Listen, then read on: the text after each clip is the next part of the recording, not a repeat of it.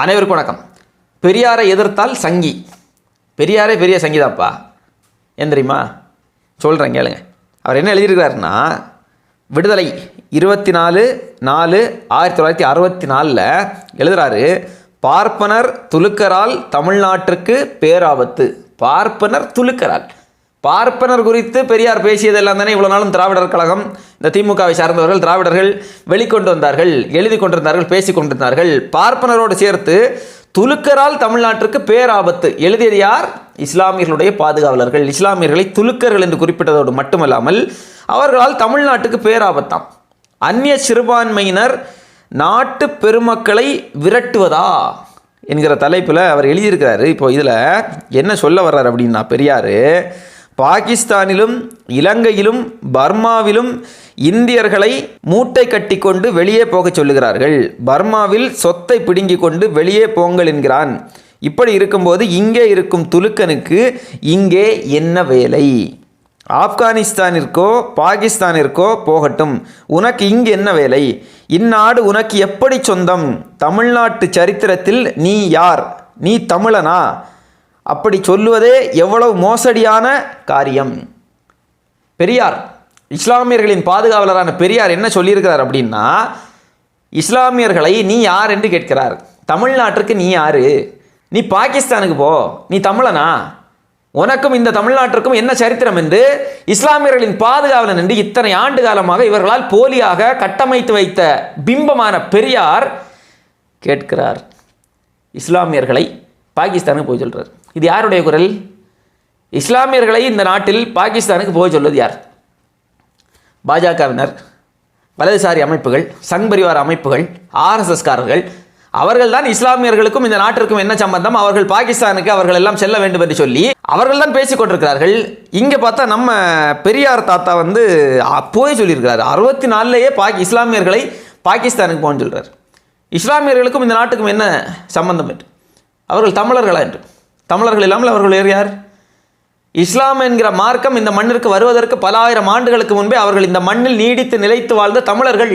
இங்கே வாழ்ந்த தமிழர்கள் தான் இஸ்லாமிய மார்க்கத்தை ஏற்றுக்கொண்டார்கள். இஸ்லாமிய மார்க்கத்தை ஏற்றுக்கொண்டார்கள் என்கிற ஒரே காரணத்திற்காக அவர்கள் தமிழர்கள் அல்லாதவர்களாக மாறிவிடுவார்களா? இது யாருடைய குரல்? இதுதான் பாஜகவுடைய குரல், இதுதான் ஆர்எஸ்எஸ்னுடைய குரல். அந்த குரலே பெரியாரிடம் இருந்து தான் வந்திருக்கு போல இருக்கே. ஆனால் இவ்வளவு நாள் என்ன உருட்டு? இஸ்லாமியர்களின் பாதுகாவலர் பெரியார், இஸ்லாமியர்களின் பாதுகாவலர் பெரியார். இஸ்லாமியர்களை தமிழர் இல்லை என்று சொல்லக்கூடிய இவர் யார்? முதல்ல நீங்க யாரு? எவ்வளோ வேடிக்கையாக இருக்கு பாருங்களேன். இதெல்லாம் பேசுங்க பெரியாரிஸ்டுகள். இதுக்கு விளக்கம் தரணும். நீங்கள் ஏன் சொன்னார் இதை? பெரியார் எதற்காக சொன்னார்? இதுதான் இஸ்லாமியர்களை பாதுகாக்கக்கூடிய அழகா? இதை எதிர்த்து கேள்வி கேட்டால் சங்கியா? பெரிய சங்கியப்பா பெரியார். இதை மறுத்து பேச முடியுமா? அந்நிய சிறுபான்மையினர் என்று சொல்றார். யார் சிறுபான்மையினர்? இஸ்லாம் என்கிற மார்க்கத்தை ஏற்ற ஒரே காரணத்திற்காக அவர்கள் இங்கே சிறுபான்மை மக்களாக மாற்றப்பட்டு விடுவார்களா? மதங்கள் இந்த மண்ணில் வருவதற்கு முன்பே அவர்கள் தமிழர்களாக, பெரும்பான்மை தமிழர்களாக இந்த மண்ணில் நிலைத்து வாழ்ந்தவர்கள். இஸ்லாத்தை ஏற்றுக்கொண்டார்கள் என்கிற ஒரே காரணத்திற்காக அவர்களை நீங்கள் சிறுபான்மையினர் என்று சொல்வீர்களா? இந்தியாவிலேயே இஸ்லாமியர்களையும் கிறிஸ்தவர்களையும் அவர்களை சிறுபான்மையினர் என்று சொல்லக்கூடாது. அவர்கள் தமிழ் தேசிய பேரினத்தினுடைய பெரும்பான்மை மக்கள் என்று சொல்லக்கூடிய ஒரே கட்சி நாம் தமிழர் கட்சி, ஒரே தலைவரான சீமான் அவர்கள் தான். அவர் உங்களுக்கு ஆர்எஸ்எஸ் கைக்கூலி, பிஜேபி கைக்கூலி. ஆனால் இஸ்லாமியரை தமிழர் இல்லை, அவங்க எல்லாம் பாகிஸ்தானுக்கு போகணும்னு சொன்ன பெரியார் இஸ்லாமியர்களின் பாதுகாவலர்களா? இந்த பெரியாரிஸ்டுகள் கொஞ்சம் அமைதியாக இருந்தீங்கன்னா கொஞ்சோண்டு பெரியாருக்கு மிச்சம் மீதி இருக்கக்கூடிய மான மரியாதை மிஞ்சும்.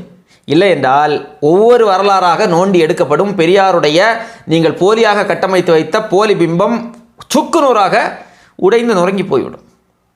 திணிக்கக்கூடாது இல்லையா? இல்லாத ஒன்றை திணிக்கக்கூடாது. இல்லாத ஒன்றை தான் திணித்திருக்கிறீர்கள் நீங்கள் இதனால் வரை. இப்போ இது மட்டும்தான் இவர் பேசினார் என்று பார்த்தால் இன்னும் பேசியிருக்கிறார் இஸ்லாமியர்களை குறித்து. நிறைய செய்திகள் எழுதுறாரு. எழுதிட்டு ஏன் இப்படி சொல்லுகின்றேன் என்றால், பார்ப்பான் துரோகம் செய்ய அவனுக்கு காரணம் உண்டு. என்னவென்றால் அவன் பொய் பித்தலாட்ட உயர்வாழ்வு சரிந்து விழுகிறது. முஸ்லீம் துரோகம் செய்ய காரணம் என்ன? முஸ்லீம் துரோகம் செய்கிறார்களா? முஸ்லிம்கள் அதை வெளியிட்டு மக்களை திருப்தி செய்ய வேண்டும். அப்போதுதான் அவர்கள் துரோக கூட்டத்திலிருந்து விலக இச்சைப்பட்டவர்கள் ஆவார்கள். இவ்வளவு எழுதப்பட்டதன் காரணம் மைனாரிட்டிகளை ஆதிக்கத்தில் விட்டு வைப்பதும் அவர்களது தனி சலுகைகளுக்கு இடம் கொடுப்பதும் நாட்டு பெருவாரி மக்கள் சமுதாயத்துக்கு கேடு என்பதை விளக்கவே ஆகும். இஸ்லாமியர்களுக்கு சலுகைகள் கொடுப்பது நாட்டுக்கு பேராபத்தாம். எந்த நாட்டுக்கு? என்னென்ன எழுதி வச்சிருக்காரு பாருங்களேன் பெரியார். அவர் துணிச்சலான ஆள் தான் எழுதியிருக்கார் இல்லையா, பாராட்டணுங்க. எங்கள் பாஜகவினரே, இந்துத்துவவாதிகளே, சங்பரிவார அமைப்புகளே பேச துணியாத செய்திகளை எல்லாம் அப்போதே துணிந்து பேசியிருக்கார் இல்லையா இவர். அப்போ இவரை பாராட்டி ஆக வேண்டாமா? இவர் மூத்த சங்கிங்க, இவர் தான் பெரிய சங்கி. அது மட்டும் இல்லைங்க, இன்னும் இருக்குது. 18/9/1963 விடுதலையில் எனது பிறந்தநாள் செய்தி, அதில் நிறைய கிறுக்கி வச்சுருக்காரு.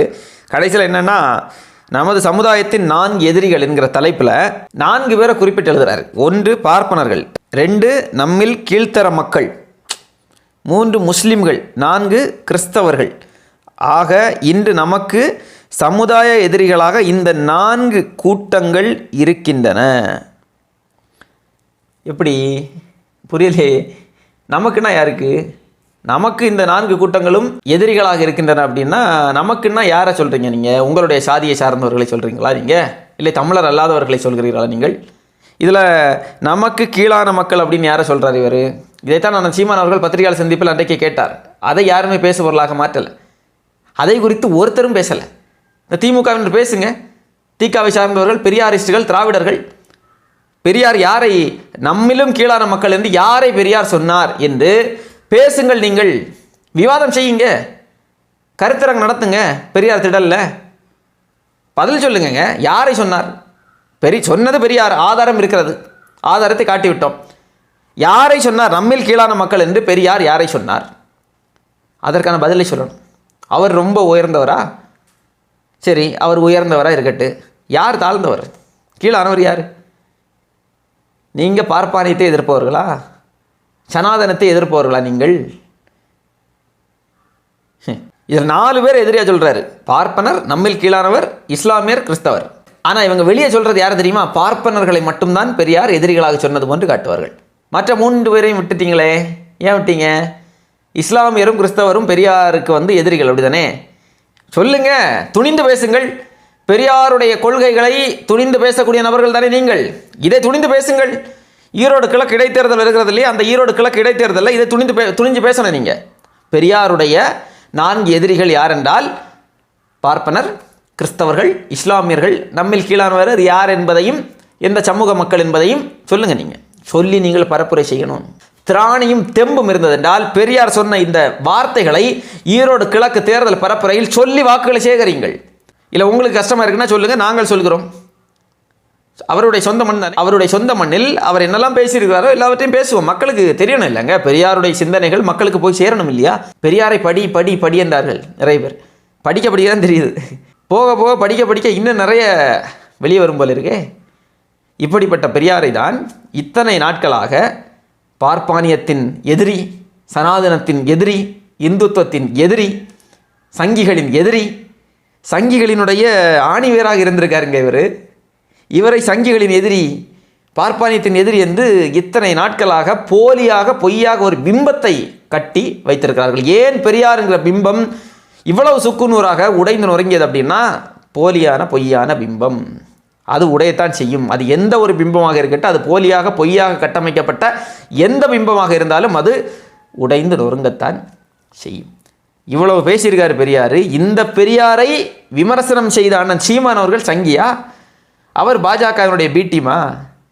அவர் அளவிற்கு பாஜகவை, சங்பரிவார அமைப்புகளை தமிழ்நாட்டில் எதிர்த்த ஒரு அரசியல் கட்சியின் தலைவனை சொல்ல முடியுமா? பாரதிய ஜனதா கட்சி மனிதகுல விரோதி என்று பேசுகிறார் அண்ணன் சீமான் அவர்கள். ஸ்டாலின் பேசுவாரா? பேச சொல்லுங்கள். ஸ்டாலின் அவர்களை, உதயநிதி ஸ்டாலின் அவர்களை பேச சொல்லுங்கள். சும்மா போகிற போக்கில் பேசிட்டு போயிட முடியாது. அது ஒரு காலம் மாறிவிட்டது. பேசக்கூடிய ஒவ்வொரு கருத்துக்கும் ஒவ்வொரு வாதத்திற்கும் எதிர்வாதம் வைக்கப்படும். பதில் சொல்லித்தான் ஆக வேண்டும். நீங்கள் யார் திமுகவை எதிர்த்தாலும் உடனே அவர்கள் எல்லாம் சங்கி, பாஜகவுடைய கைக்கூலிகள். 1999 பாஜகவோடு கூட்டணி வைத்து ஹெச் ராஜாவை சட்டமன்ற உறுப்பினர் ஆக்கியது யார்? நாம் தமிழர் கட்சியும் சீமானுமா? திராவிட முன்னேற்ற கழகம் கருணாநிதி ஆக்கினார். ஆர்எஸ்எஸும் திகாவை போல ஒரு சமூக நல அமைப்பு என்று சொல்லியவர் கருணாநிதி. பாரதிய ஜனதா கட்சி சிறுபான்மை மக்களுக்கு எதிரான கட்சி என்கிற ஒரு கருத்து இருக்கிறது. அது தவறான கருத்து. அந்த தவறான பரப்புரையை உடைத்து நொறுக்க வேண்டிய கடமையும் பொறுப்பும் திராவிட முன்னேற்ற கழகத்தை சார்ந்த இளைஞர்களுக்கு இருக்கிறது என்று பேசியவர் கருணாநிதி. திராவிடர் கழகம் ஒரு புத்தகத்தை வெளியிட்டது, இந்துத்துவாவில் கரைந்து போன திமுக என்ற அந்த புத்தகத்தில் இருக்கிறது. போய் படியுங்கள், போய் படித்து தெரிந்து கொள்ளுங்கள். தமிழ்நாட்டில் அடையாளமே இல்லாமல் இருந்த பாரதிய ஜனதா கட்சியை கூட்டணி வைத்து தமிழ்நாடு முழுக்க கொண்டு வந்து சேர்த்தது இந்த திராவிட முன்னேற்ற கழகம்.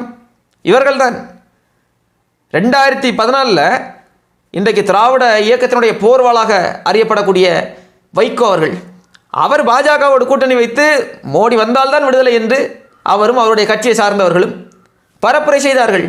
இன்னைக்கு அவர்களெல்லாம் ஏதோ பாஜகவை எதிர்க்கக்கூடிய பெரும் போராளிகள் போன்று நாடகம் ஆடிக்கொண்டிருக்கிறார்கள். முழுவதும் நாடகம், முற்று முழுதுமாக இவர்கள் நாடகம் ஆடிக்கொண்டிருக்கிறார்கள். அந்த நாடகம் இவர்களுடைய பிதாமகன் பெரியார் மூலமாகவே அந்த நாடகம் அம்பலப்பட்டு நிற்கிறது. திராவிட முன்னேற்ற கழகத்தினுடைய போலியான பொய்யான அரசியல் இன்றைக்கு நார் நாராக கிழிந்து தொங்கிக் கொண்டிருக்கிறது. அதனால்தான் பொறுக்க முடியாமல் சீமானின் வீட்டை நாங்கள் முற்றுகையிடுவோம், சீமானை கைது செய்ய வேண்டும், ஈரோட்டிற்கு சீமான் வந்தால் சீமானை நாங்கள் பேச விட மாட்டோம் காங்கிரஸ் கட்சியினர். ஏன்னா இதையெல்லாம் சீமான் அவர்கள் ஈரோட்டில் வந்து பேசுவார், பேசி விடுவார் இல்லையா. பத்திரிகையாளர் சந்திப்பில் இப்போ தான் பேச ஆரம்பிச்சிருக்கிறாரு. ஆரம்பித்ததே இவர்களால் தாங்க முடியவில்லை என்றால் ஈரோடு கிழக்கு தேர்தல் பரப்புகையில் அண்ணன் சீமான் அவர்கள் பேசக்கூடிய பேச்சுகள் ஓடி விடுவார்கள். இவர்கள் அரசியலே வேண்டாம்ப்பா, பெரியாரே எங்களுக்கு வேண்டாம், எங்களை விட்டு விடுங்கள் என்கிற அளவிற்கு இவர்கள் ஆகுவார்கள்.